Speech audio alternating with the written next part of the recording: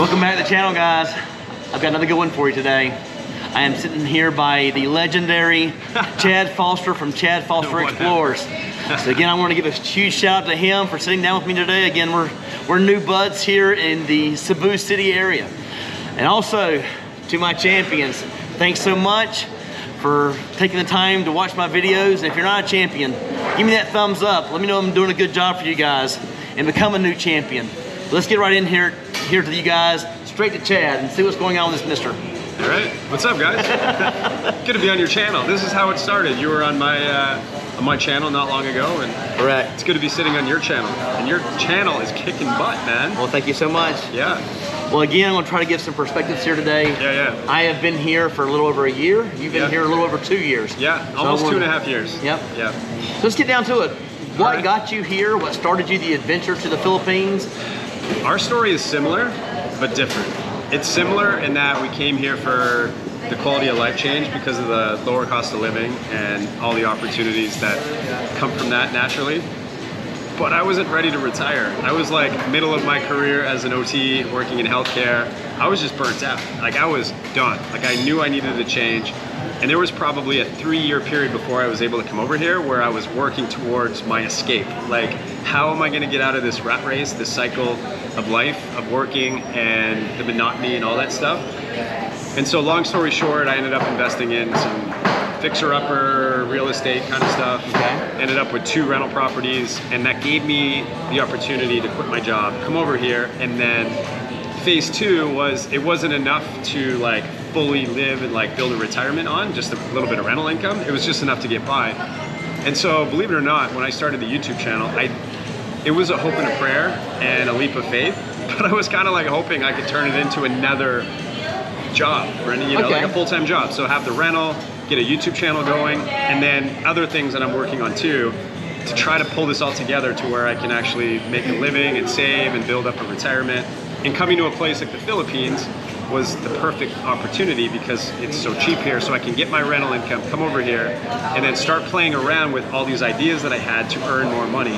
And that's kind of what is happening now that it's been 2.5 years and expanding into other things. So that's what motivated me. Okay. Also the tropics, the weather, the nature, sick and tired of, just dating, lousy dating opportunities in the West, which I think most guys kind of come here for. So no doubt about it, that was a huge draw for me to come here. And I got some buddies in Florida where I was working as an OT, Filipino guys, that they were the ones, one guy in particular that was really hyping his homeland to me and like showing me videos, and he's from Leyte and he bought some land there. He's a physical therapist and he always goes home and invests in real estate. His plan is to work and then go back to the Philippines and retire. And that's what most of these Filipinos do when they go overseas. A lot of them, they come back and retire in the Philippines. So he was just like, he loves the Philippines, and I was learning about it through him. And he's the one that mentioned dating in the Philippines. And he was just like, the Filipinos are beautiful, they're sweet, they're petite and nice and cute and a little more traditional. And I was describing some of my relationships that I was having in Florida, and one particular one that was just a nightmare. It ended, and I was chatting with him about it, and he's like, I know what you need to do. You need to come over here. Yeah, he's like, you need to go to my country. Anyways, that started it. I started looking into it, and I just got excited about the potential. How did you choose where to land when you came over to the Philippines? Where did you end up coming for your first believe it or trip? not, he recommended Cebu because he's from Leyte, but he went to university to be a physical therapist in Cebu City. And he has friends here, and he's like, forget about Manila. This is his recommendation. He's like, it's too big, it's too crowded. Go to Cebu. It's a smaller city. It's a little more laid back. Now you have the gateway to like all these tropical islands. The vibe in Cebu City is way more laid back. So he's telling me this, and he's like, and I got a buddy. I'll have him meet you at the airport. Everything was just kind of lined up so cushy. It was so like, Cebu City is already a soft landing for anyone. I think it's a perfect spot. For me. And for me, it was that, plus I had a friend of a friend that picked me up in his car and like drove me to Avita Towers in IT Park, and it was so cushy, it was so easy. So it fell all together. Oh, it all fell together. And yeah, so him and he was my first contact, and then it kind of, the rest is history. And I started my channel right away, had no idea what I was doing or the direction of it. I was just playing around, but I was loving it. And the dating kind of started happening, and went to my first like province island experience to meet a Filipina, and How long did you stay here your first trip? 9 months. Wow, so it was like a big... Yeah. No, it was like, I didn't tell my family what I was really thinking. I was like, I'm gonna take a leave, I'm gonna quit my job, I'm gonna go travel and play around with YouTube. Everyone thought the YouTube's not gonna turn into anything. No one thought it would. And so they're like, yeah, go have fun. You know, we'll see you back here and you'll get back to your old job. And so that's kind of what happened. I did the YouTube thing. It's not like I was making much money for the first 9 months. So for the 9 months you were here for the first trip, did you visit a lot of different places, or you stay here in Cebu? No, tons of travel. Okay. I stayed in Cebu for about a month, and then I went to Muabwa for about a month or so. Okay. Maybe a little longer here and a little longer there, but whatever. And yeah, like I visited a girl in Bohol a couple of times. She was my first Filipina that I met online before I came here. And that's like one of my first popular videos is me going over to Bohol to meet this Filipina.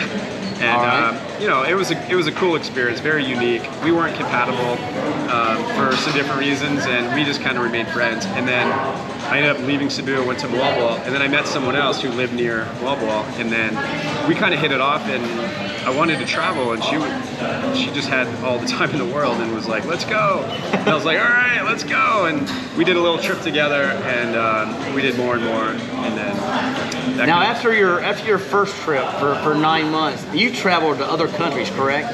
Yeah, it's not my first like overseas kind of trip. How did you pick the Philippines as being the place, the number one place to live out of, you know, for example, it could have been Malaysia, it could have been Thailand, you could have picked Georgia, it could have been anywhere. Why did you pick the Philippines? Well, obviously, like what I mentioned, having friends from here that I worked with. Huge so benefit. my buddy, like from Leyte, kept telling me. So I mean, that was sort of like my I don't know, the pathway here, because he was telling me all about it. It kind of made sense to try it because I felt like I was already learning all about it. Yeah. But when you look into those other countries and you realize the English speaking is going to be a big factor. My number one. Right? And then again, with dating, you look into it. Dating, of course, I did my living. own research, and when I looked into it, I realized, yeah, this is a huge pro of the Philippines compared to Malaysia, Thailand, and Vietnam. I mean, I'm sure you can date there, but it's way different. When there's the English barrier, the cultural barrier, there's a dating culture in the Philippines. Foreigners and Filipinas coming together to date, it's like an expectation here. Like if you meet someone, if you're getting your hair cut and you've never met, they're gonna be like the first question might be where you're from. Where you from, I guarantee the second question is where's your wife? Where's your girlfriend? You know, it's about your relationship status. And then if you're not with anyone, meet my niece or my cousin or my, you know, they want to introduce you to someone.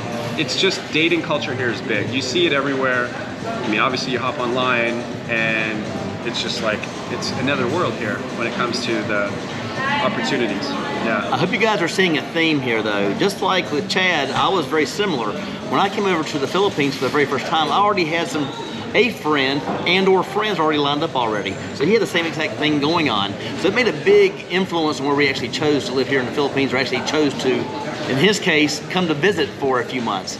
Absolutely. And you know, we just talked about it before we hit record, but having friends before anything else. And I wish I even, you know, built on that more, because I was kind of like going after trying to meet someone right away and going over to the island and meeting someone else, and it was more focused on meeting a Filipina. If I did it again, and my recommendation is kind of what you and I talked about, is slow way down on the dating thing and focus on building a network, building some traveling. friends. Well, traveling, but make some guy friends. Like yes. Find some buddies. It doesn't have to, I mean, to each their own. If one good buddy, two good buddies.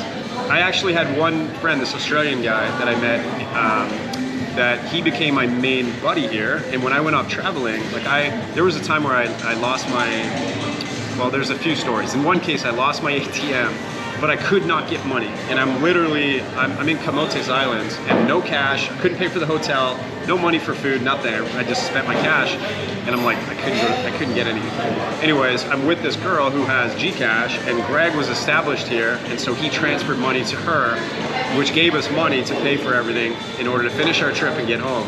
But if I didn't have at least one friend, you're kind of screwed, you know? So the power of networking and making friends and having buddies, for a lot of reasons. That's just one. Also, it gives you a chance too, because like if you're just getting off the plane for the very first time, you have no knowledge of the Philippines whatsoever, besides watching YouTube like me, for example, doing the research. Well, you learn from the people you meet. And then you meet these guys that have been here for several years already, and they're already established and already know other people already. That's the name of the game, guys. Like, just start chatting with people.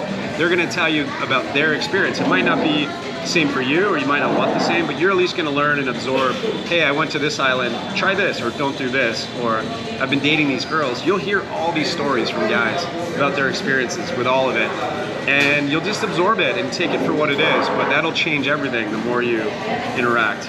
All right. Now, you just now left Dumaguete, and you're actually finding yourself here in Cebu. Yeah, back to Cebu, baby. Yep, I watched your video regarding the reasons why you would pick here. Yeah. You know, the thing is with that, I've never had a true home base. Like, I've never had one. I've never signed a lease for any length of time. I do month to month, or I do week to week, or day to day through Airbnb, Booking.com, whatever. So my home bases have been Dumaguete and Cebu. So as much as I left Dumaguete and came here, I've always been coming back and forth. Cebu City was number one.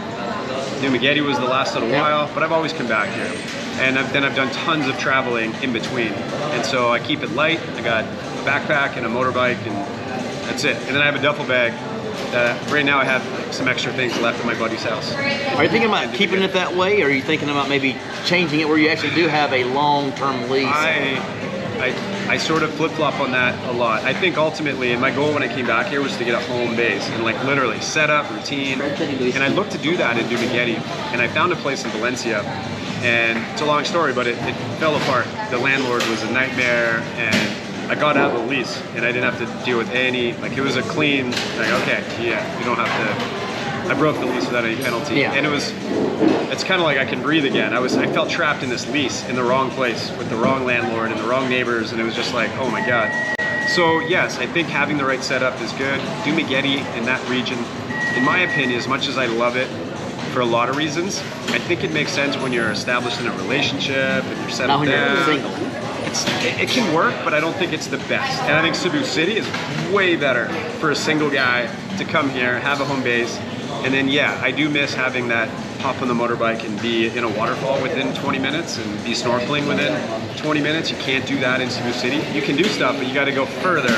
Correct. And it's a big city, and all that stuff's kind of on the outskirts. Some of the best stuff is in the southern part of Cebu Island, but it takes a few hours to get there, and depending on traffic.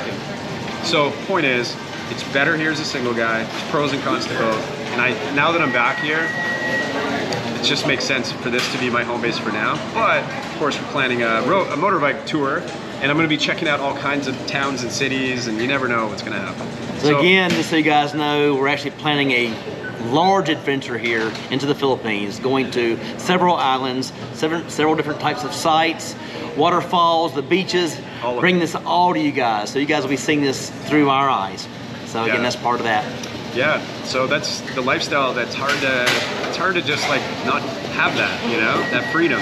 And so to answer your question, I went on that rant there, not the rant, you know what I mean? And to always have the freedom and flexibility. And if I don't have a lot of stuff, and in a way it's kind of nice, but if I rent a place and I sign a lease, just to put like a small bag on the bed and then leave for a few months, it's kind of weird to be paying $500 a month for a bag to sit there. Correct. Like, my bag is having this nice comfortable bed. It's like, why am I paying for that? Where I can just come back whenever I want and just book a furnished Airbnb when I need it, when I want it, where I want it, you know? I gotcha. So it's harder to find home base. I can still consider it. My home base is always gonna be, I'm always gonna want to travel from time to time. Do I need a permanent home to do that? One day, yeah, but for now, I don't need to. There's too many options for renting on Airbnb. Correct, that is and I don't true. have to double pay, like rent here and then go rent in Davao City when we're down there checking it out. I don't know. So again, it all comes back to budget all the time. Again, I have a different way of living here. I actually do have a long-term lease. I do have a car and I have a motorbike. So again, I kind of feel like I am at home when I'm here in Cebu City. He's actually done the Airbnb route. Again, I've told that about 3 or 4 different videos I've done where I talk about the advantages and negativities of that. I do want to get to the one thing that's very important, because people have always been asking me when they've watched my videos and actually watched his interview with me. I don't have any negatives here, guys. I try to come up with negatives. I just never come up with those. I want to get some of Chad's negatives. What kind of pros and cons does he have regarding the Philippines compared to other things he's seen in this world? Well, I always say the pros outweigh the cons. It's not even close. Obviously, I live here. I keep coming back. And whenever I go home to like visit family, there's like an initial few days of like, oh, it's good to be back. And by a week, I'm like, kind of want to get back to the Philippines. Every time, man, every time. So I love it here, but it's not for everybody. And you know, the cons that most guys will talk about is noise pollution. It can be very loud at times, and there can be this like weird sense of like not even recognizing that it's loud. Yeah. And people are just okay with it. Like when I rode into Cebu, it's just one random example. I'm in traffic and there's these jeepneys, right? They're everywhere. And there's this one jeepney, this guy had rigged it with these big ass speakers inside the cabin where all these people are sitting. I'm talking like 12-inch subwoofers and like it was a crazy system. He had it full blast and all these people were stuck in the back there. I mean, it was loud and I was like way behind them. And they're just sitting there like, it's nothing. It's normal. So, it's normal. Yeah, loud music. So loud is normal here. There's speakers everywhere. Wherever you go, it's like 2 volumes. It's 0 and 10. Correct. That's it. And then there's of course other things like, you know, no mufflers on motorbikes, just loud this, loud that. What about traffic? Yeah, traffic would be another thing. You know, you can easily point to congestion and pollution and the garbage and the rough side of like a developing country. You know, you get out of the bubble of IT Park, you go for a walk. I just did it yesterday. I'm used to it. I don't mind it. Like, for me, I overlook that kind of stuff. Yeah. But that's something for guys, it's not for everyone when it comes to that. Inefficiencies, things take way longer, way longer. And there's a lot of scratch your head moments, like why is that being done that way? It's like for me, no sense. I look at traffic, people ask me all the time, what about traffic? I lived in New York for over 12 years, guys. I have seen traffic. So over here, this is minor traffic compared to where I've actually lived in the past. I don't even look at traffic as being a negative. I look at it as being a positive. Well, here's the thing. Well, for one, with the traffic, like I walk. So I walked from SM City to Ayala Mall yesterday. Yeah. And for me, there was no traffic. I just kept moving. Where I'm looking at the traffic, and I would have been sitting in that taxi in the heat of the day. I don't deal with it. I just walk. So to each their own. I don't ride in traffic. You can work around it. But what I wanted to say is because of the low cost of living, because of the good vibe here and the friendly people and the layers of amazing aspects of living here, yes, that brings down your stress level. That puts you at this advantage where you can make things work for you. And you can insulate yourself, you can build a life for yourself that far outweighs some of these random setbacks or, you know, downsides. Every place has pros and cons. It doesn't matter where you go. But there's just so many ways to make your life what you want here that, dude, you just can't beat it. It's way beyond what you can ever achieve back home in so many ways, like cost of living, the lifestyle, the freedom you have, the dating, how valued you are here. Like as a single guy to come here and walk into a world where you're looked at as like, and I'm not even exaggerating, there's good and bad with dating, and I talk about it a lot, but to be valued and to be looked at as like this great option for so many girls that would love to be with you, how does that not make a guy feel great? Like you're wanted. Like you said, you're in demand here. Like, it's the same. Okay, you go back home, there's a lot invisible.